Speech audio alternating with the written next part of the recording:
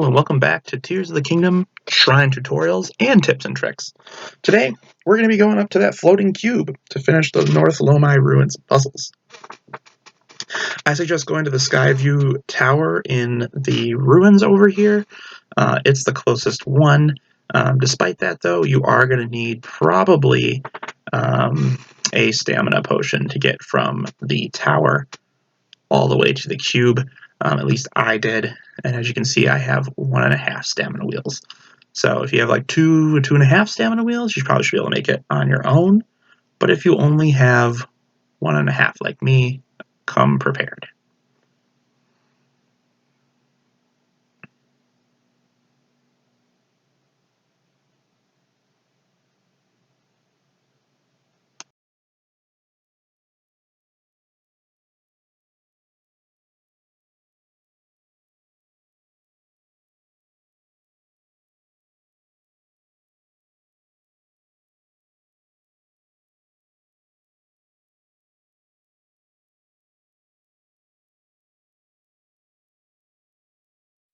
Approach the castle, as they call it, you're going to enter an area of lower gravity, which is symbolized by that blue circle ping.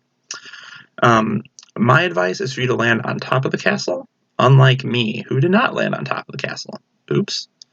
Okay, if you don't land on top, not a big deal. Okay, there are some platforms that are marked by darker brown areas on your minimap that you can land on, and then I suggest falling through the bottom and making your way over to these platforms over here. You can attach yourself to these platforms and then ascend up through them to get back up to the castle. So if you miss the top, go ahead and do that. Just ascend up to the top using these platforms.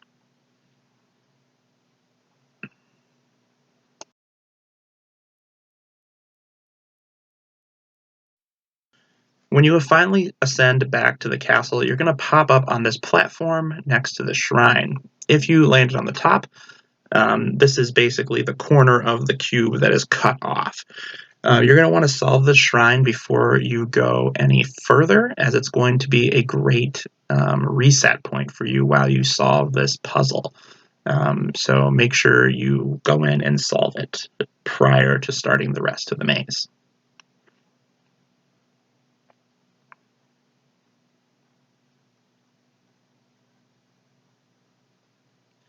Inside the shrine, it's going to tell you this is a gravity maze, a gravity test. As you can see, there are going to be 2 doors on the openings over here. The one on your left is where the treasure chest is, but I didn't realize that till afterwards. Oops. So if you want the treasure chest, it's up there. If you want to just forget, like me, that's fine too. You're going to want to go over to the left piston, and you're going to stand on that one. That's where you're going to want to go. As you can see, they're going to push a ball up through that doorway, and that's where you're going to want to go to solve the puzzle. Go ahead and hop on the piston and fly up into that room. In the zero gravity area, you want to make sure you're actually on the piston, otherwise it's not going to launch you. So walk up a little bit so you're actually on the piston, and then it'll launch you. Once you're up there, you're going to see that there's a receptacle for the ball inside that cube over there, and this thing here is another piston. What you're going to want to do is stand next to this switch, and when the ball gets shot up by the piston, you can turn gravity back on and it'll fall into the receptacle. And then you can finish the maze. The shrine, whatever. Sorry, maze, shrine, the thing. You're finishing the thing. Thanks for watching this shrine tutorial of the Tenbez Shrine. See you at your next shrine. But wait, there's more.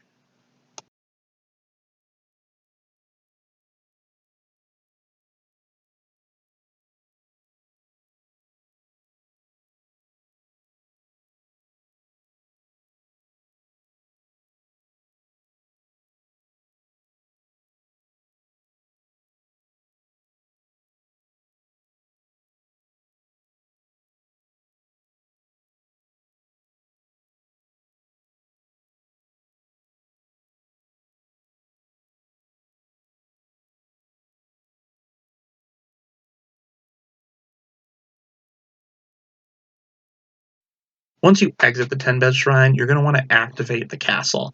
To do that, you're just going to go up to this circle and press A.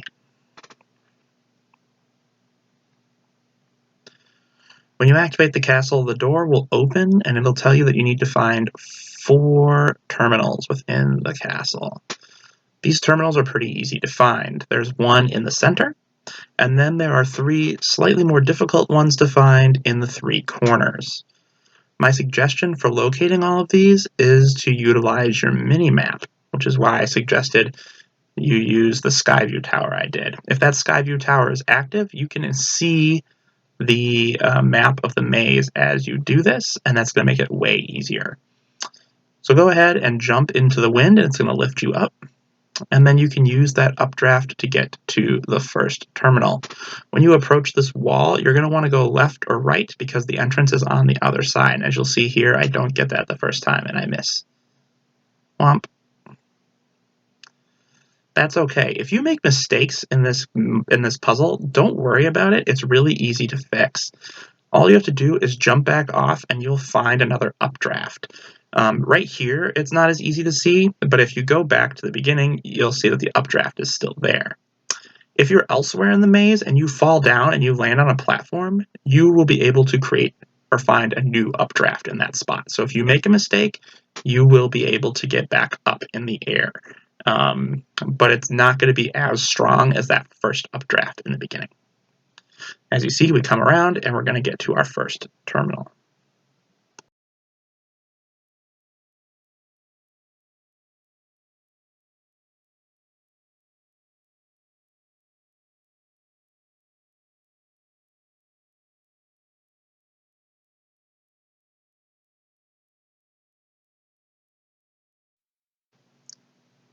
The second terminal we're going to go to is the one in the far back corner from the beginning. To do that, we're going to need to get to our updraft.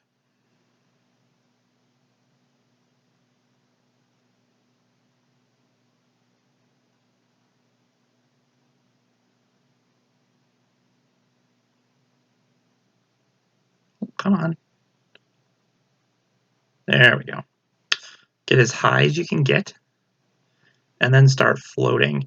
You're going to want to turn to the right to get to the back, and then turn left at this first junction. From here, you're going to turn right again, and go through this section here. There's a couple of U's you have to pull in here, like this one. Oh, don't go that way, that's the wrong way. There we go. Anytime you see a dark brown section on your minimap, that is a platform you can land on.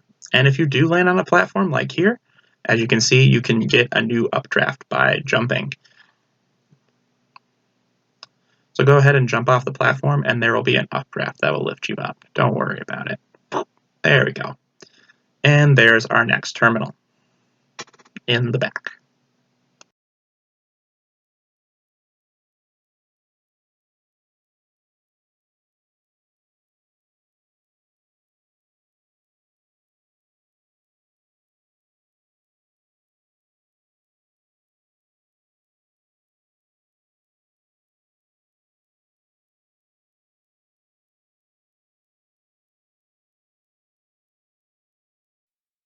The next terminal we'll do after coming back to the beginning is the right corner terminal. As you can see here, I'm checking a map real quick so I can make sure I know exactly where I'm going. Use your mini-map in this. It's going to help you a lot. Plan out your route beforehand and then check your mini-map often to make sure you're going the correct way. For this one, we're going to go to the right, and instead of turning left here, we're going to go straight. We're going to go through this little U-shaped section here. And then we're going to go through both of these little alleyways here. One and another one. 2. Then we're going to start heading towards the corner. Hook around, and then it's basically a straight shot to get to where you need to go. Just keep going towards that corner. And there we have, we made it.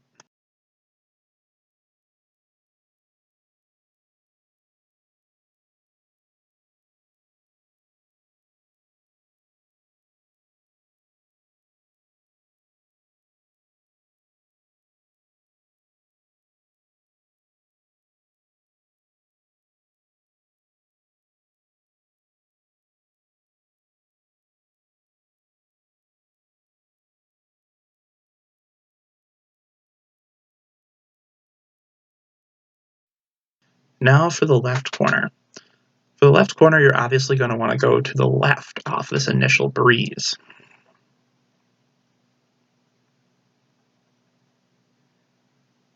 Go ahead and jump into the updraft and fly up as high as you can get.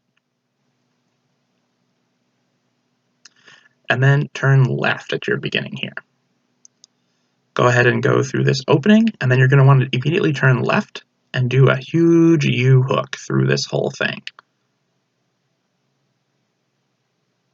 As you can see here, I land on accident, not a big deal. Go ahead and just fall, and you can re-updraft once you get under this area here.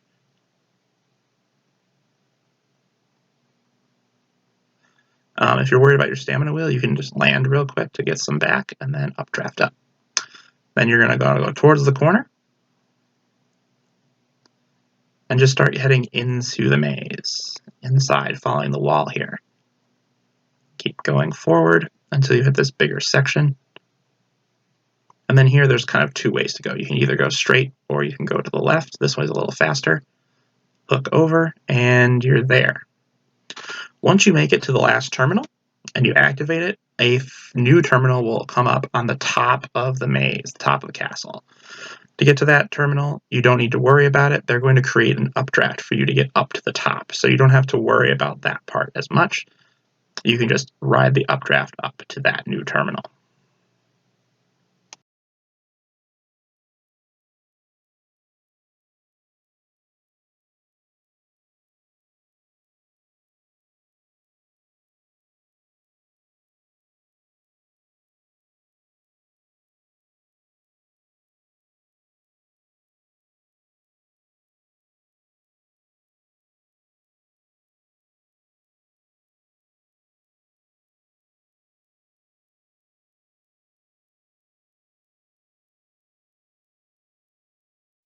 Once you activate the new terminal, the voice is going to tell you that you need to dive back into the labyrinth on the ground, because the way to the depths, which was once blocked, is no longer blocked.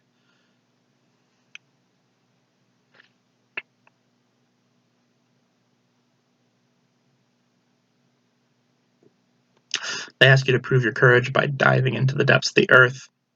Not really a challenge for you at this point. We're pretty much used to diving off stuff. So go ahead and walk up to the little diving platform and jump off. The floating ruins that were under the castle are actually a guide to get you to the depths hole. So use those to align yourself and make sure you dive into the correct area. You can see the lights below you to help you orient yourself.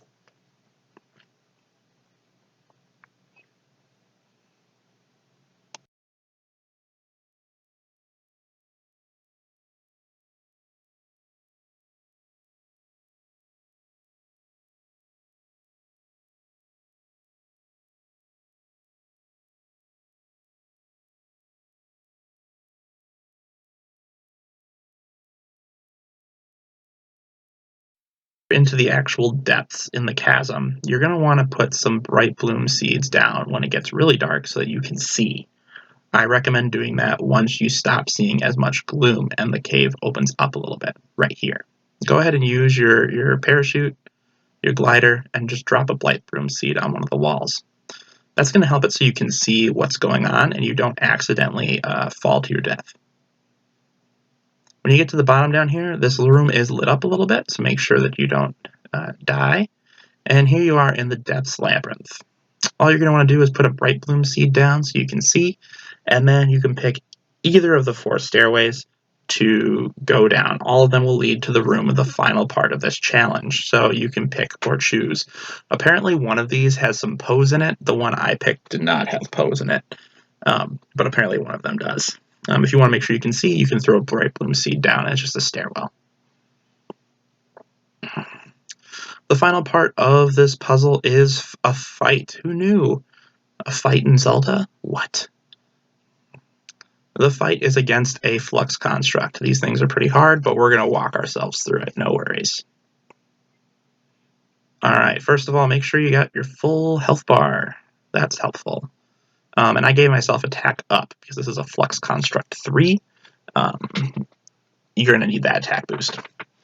To fight a flux construct, you're going to see that the top bar here, the top box, is green. That is the head of the flux construct. You can only damage a flux construct by hitting the green box.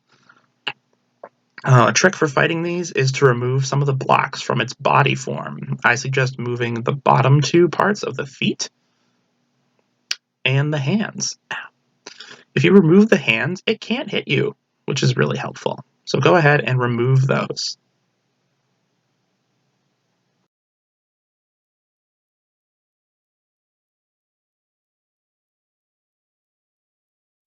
Once you remove the hands, you just want to focus on doing damage to the head. The head's going to move around the body a bunch, which is really annoying. Tulin is very helpful for this, though, because he will true shot it while you can't see it. So go ahead and hit it as much as you can, and you just want to do as much damage to the head as you can while it is walking around here. Once again, Tulin, thank you very much for your help.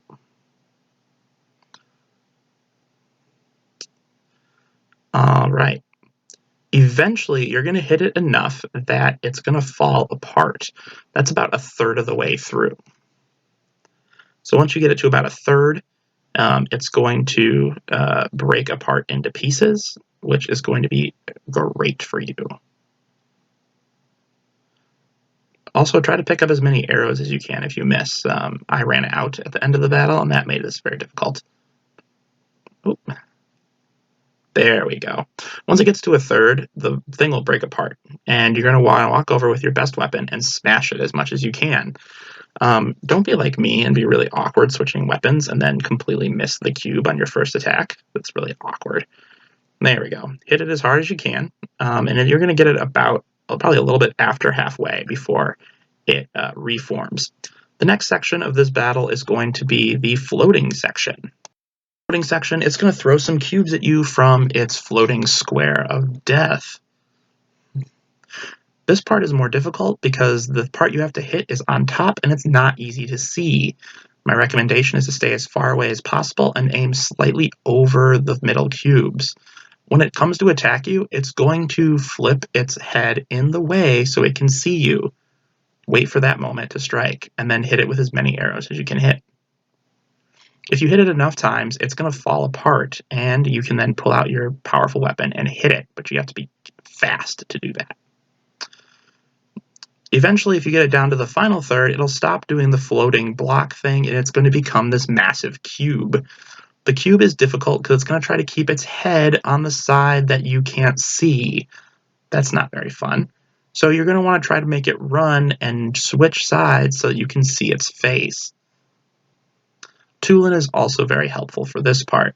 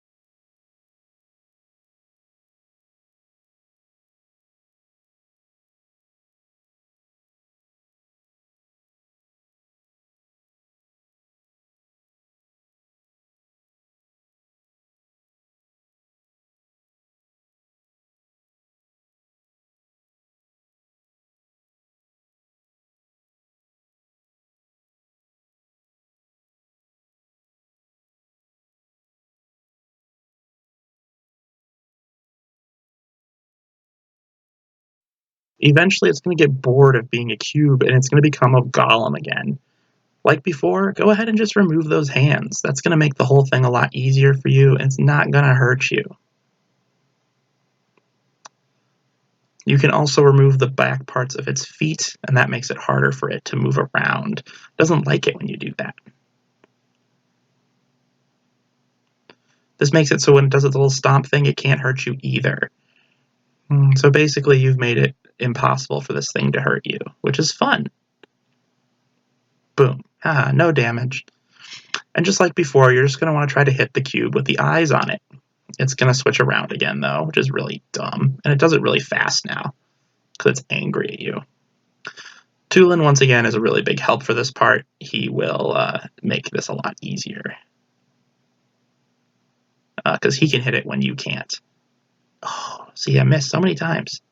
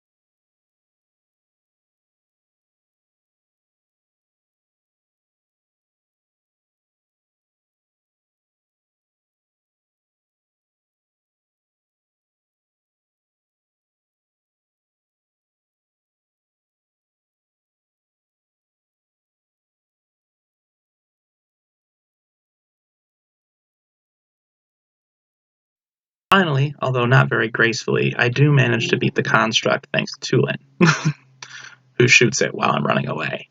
Thanks, Tulin. When the flux construct is destroyed, you'll be notified of this little panel over there, which is really Good, because that's where your prize is. You're also going to get lots of cool stuff from your defeat the construct. You get a bunch of Zonai pieces, and you get this big old thing. I highly suggest you attach that to the strongest weapon you can, because it's like a plus 32 thing. It's like a construct core. So I'm going to get attached to my Dust Claymore. It's plus 32, so now I've got a 64 power weapon. Woo! After that, we can go over and activate this dragon circle, and don't be afraid, there's no more fighting after the flex construct. You'll be given your reward.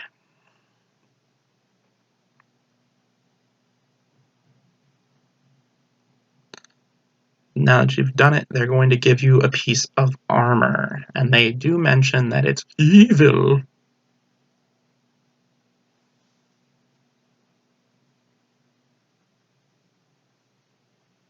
Reaped an otherworldly evil. Oh boy. Sounds like fun. So a little treasure chest will pop up in the center, and that's your reward. Go ahead and grab that set of armor, or that's not a set, it's just the legs. So go ahead and go grab the legs of your new armor set. There are 3 more of these cubes, and we will be completing all of them as well. Don't worry, we'll get walkthroughs for all of those. The evil spirit grieves. They give you stealth. Hooray! One last thing, as you leave, it's pretty dark down here, so you might want to toss down some bright bloom flowers, bright bloom bulbs, seeds, whatever they're called. As you walk out, there's a little area with leaves over here, and there's a treasure chest. You should grab that before you leave. Anyway, thanks so much for watching Tears of the Kingdom tips and tricks, and we'll see you next time. Adios.